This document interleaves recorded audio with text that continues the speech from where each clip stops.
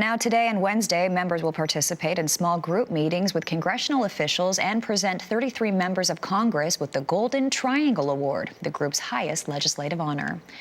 Rumors of a U.S. withdrawal from the trade agreement with South Korea have put NAFTA renegotiations on the back burner. Sarah Mock has more on the evolving state of U.S. trade relations. A weekend announcement from the White House about a potential withdrawal from the 5-year-old Korea-U.S. trade agreement, KORUS, sent a shudder through the ag sector. Korea is our second largest beef market, again worth $1 billion a year. It's going to be worth more than that this year. It's on pace to exceed last year's record level. It's our 5th largest pork market, export market, and we're going to set a new record for pork exports to Korea next year.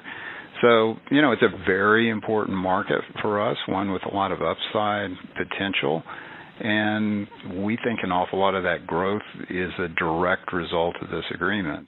Korea is a top export market for U.S. ag sectors, from meat to grains.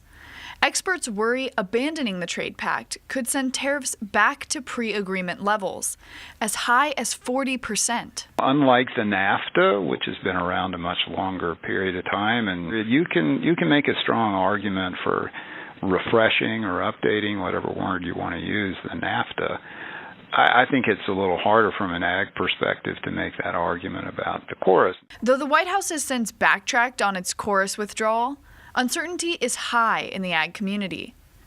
But some experts say perceived consequences of ending agreements may be overblown, whether you're talking about KORUS or NAFTA. It's not that if NAFTA ended, trade would end. We'd still have the WTO rules.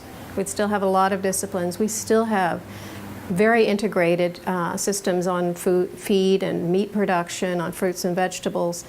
That would continue. The second round of NAFTA renegotiations in Mexico ended with labor issues still unsolved, which will likely be a sticking point on both sides of the border.